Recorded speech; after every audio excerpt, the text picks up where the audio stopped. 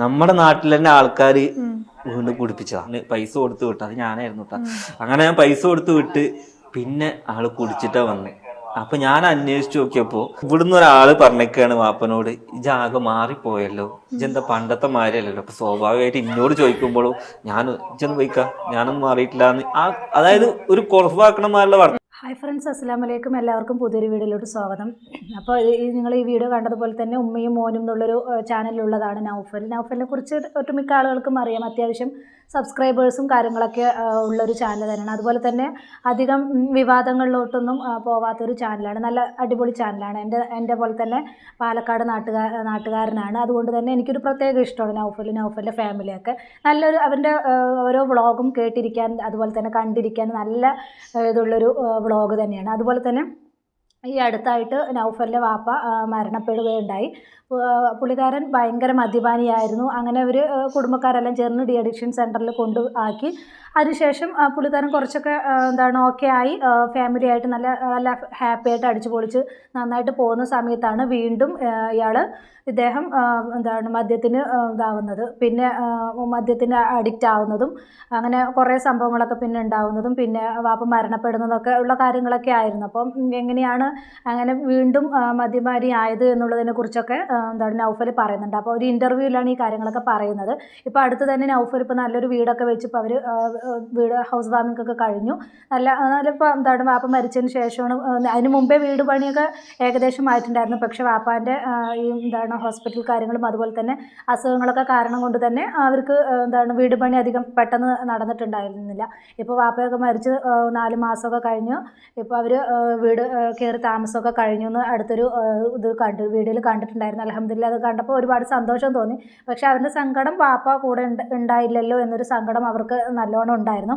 അപ്പോൾ ആ ഒരു ഇൻ്റർവ്യൂവിൽ പറഞ്ഞ കുറച്ച് കാര്യങ്ങളുണ്ട്, നൗഫൽ പറഞ്ഞ കുറച്ച് കാര്യങ്ങളുണ്ട്. അതൊന്ന് നമുക്ക് കണ്ടിട്ട് വരാട്ടോ, ഒന്ന് കണ്ടു നോക്കൂ. നാട്ടിൽ തന്നെ ആൾക്കാര് വീണ്ടും കുടിപ്പിച്ചതാ.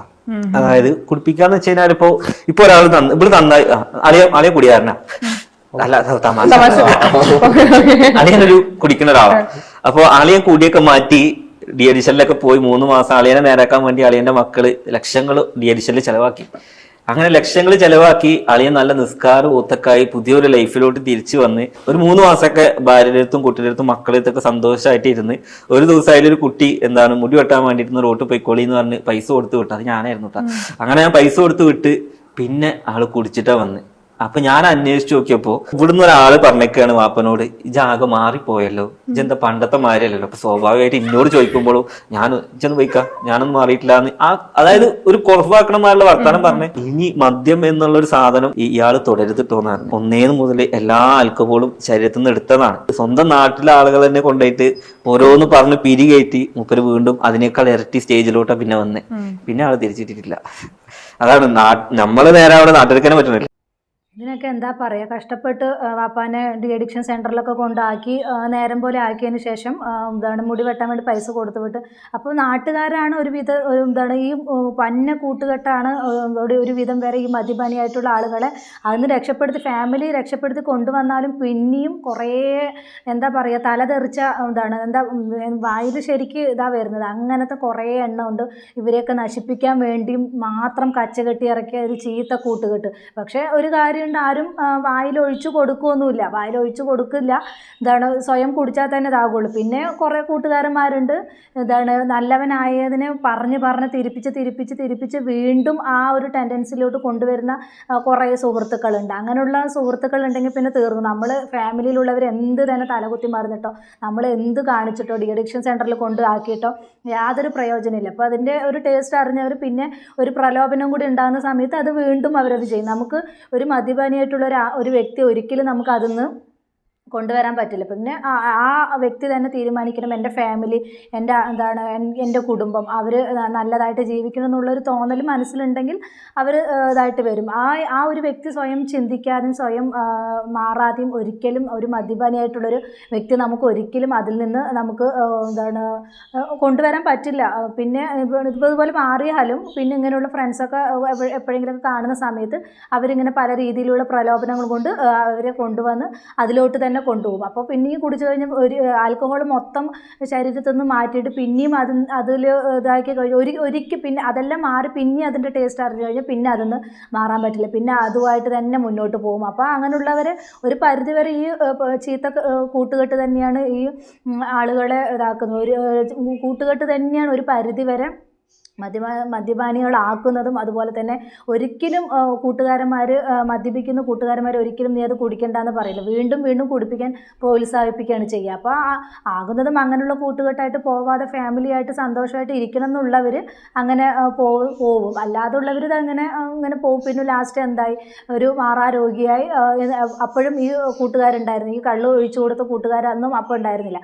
അപ്പോഴും ഈ ഫാമിലിയും മക്കളും മാത്രമേ ഉണ്ടായിരുന്നുള്ളൂ. അതൊന്നും ഈ മദ്യപിക്കുന്ന കുറച്ച് സുഖത്തിന് വേണ്ടിയിട്ട്, അപ്പോഴത്തെ ആ ഒരു സുഖത്തിന് വേണ്ടി മദ്യപിക്കുന്ന ആളുകളൊന്നും ഇത് ചിന്തിക്കുന്നില്ല. എനിക്കൊരു ഫാമിലി ഉണ്ട്, എനിക്ക് മക്കളുണ്ടെന്നൊന്നും ചിന്തിക്കുന്നില്ല. അവരപ്പോൾ ആ സുഹൃത്ത് വലയത്തിൻ്റെ ഉള്ളിൽ അവരുടെ ആ ഒരു മോഹന വാഗ്ദാനത്തിൽ മാത്രം പെട്ടിട്ട് അതിന് മാത്രം അഡിക്റ്റായി പോവുകയാണ് ചെയ്യുന്നത്.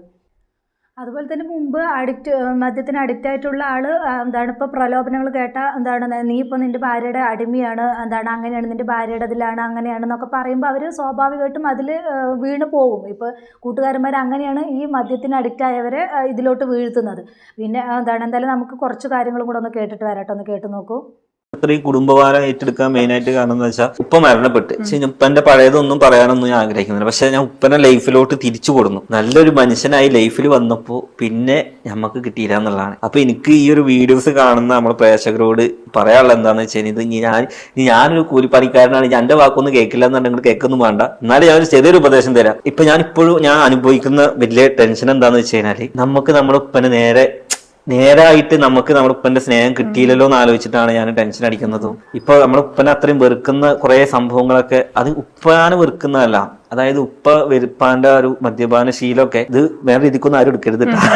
ഞാൻ പ്രേക്ഷകരോട് പറഞ്ഞു തരാണ്. അതായത് ആ ശീലങ്ങളെയാണ് നമ്മൾ വെറുക്കുന്നത്. അതായത് ഞാനിങ്ങനെ ഡി എഡിഷനിൽ കൊണ്ടുപോയപ്പോ ഡോക്ടർ പറഞ്ഞു, എനിക്ക് ഒരിക്കലും ഉപ്പനെ വെറുക്കരുത്, നേരെ മറിച്ച് ആ ഒരു മദ്യം എന്നുള്ള സാധനമാണ് നിന്റെ ഉപ്പനെ നശിപ്പിക്കുന്നത്.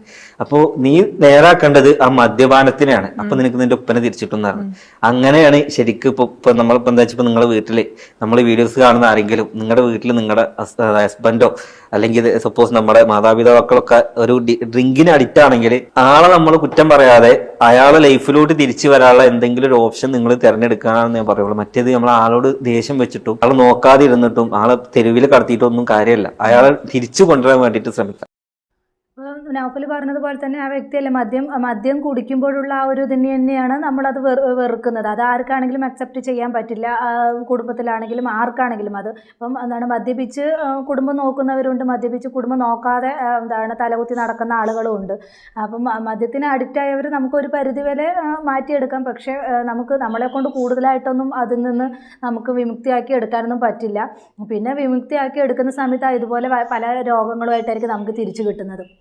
അപ്പോൾ നമ്മൾ മദ്യപിക്കുന്ന ആളെയല്ല മദ്യത്തെ തന്നെയാണ് വെറുക്കുന്നത്. നമ്മൾ എത്ര തിരിച്ചു കൊണ്ടുവരാൻ ശ്രമിച്ചാലും വീണ്ടും ഇങ്ങനെയുള്ള പ്രലോഭനങ്ങൾ കേൾക്കുമ്പോൾ അവരതിൽ തന്നെ അഡിക്റ്റായിട്ട് പോകും. അപ്പോൾ പിന്നെ നമ്മൾ എത്ര തിരിച്ചു കൊണ്ടുവന്നിട്ടും വലിയ പ്രയോജനങ്ങളൊന്നും ഉണ്ടാവില്ല. പിന്നെ നമുക്ക് ഇങ്ങനെ പറഞ്ഞ് മനസ്സിലാക്കി കൊണ്ടുവരാമെന്ന് മാത്രം. ഇപ്പോൾ 1, 2, 3, 10, 15 തവണയും പറഞ്ഞിട്ടും നേരാവാത്തവർ പിന്നെ അതിന് ഒരിക്കൽ അഡിക്റ്റായി കഴിഞ്ഞാൽ പിന്നെ അതിൽ നിന്നൊരു മുക്തി ഉണ്ടാവുന്നെന്ന് എന്തോ എനിക്കങ്ങനെ തോന്നുന്നില്ല.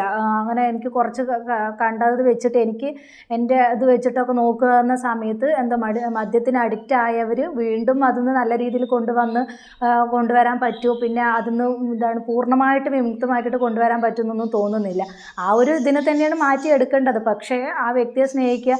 നമുക്ക് ആ മദ്യപിച്ച് വരുമ്പോഴുള്ള ആ വ്യക്തി കാണിച്ച ആ ഒരു പ്രവൃത്തികളും ഇതെല്ലാം നമ്മുടെ മൈൻഡിൽ ഉണ്ടാകും. അതുകൊണ്ട് നമുക്ക് ആ വ്യക്തിയും നമ്മളറിയാതെ വെറുത്തു പോകുന്ന സാഹചര്യങ്ങൾ പല തരത്തിലും ഉണ്ടാവും. അപ്പോൾ ഡോക്ടേഴ്സ് എത്ര തന്നെ പറഞ്ഞാലും അതൊക്കെ അനുഭവിക്കുന്നവർക്കല്ല അതിൻ്റെ ആ ഒരു ഇത് അറിയുള്ളൂ. ഇപ്പോൾ നൗഫൽ പറഞ്ഞതുപോലെ തന്നെ അവരും ഉപ്പാൻ ഒരുപാട് വെറുത്ത സമയം ഉണ്ടായിരുന്നു.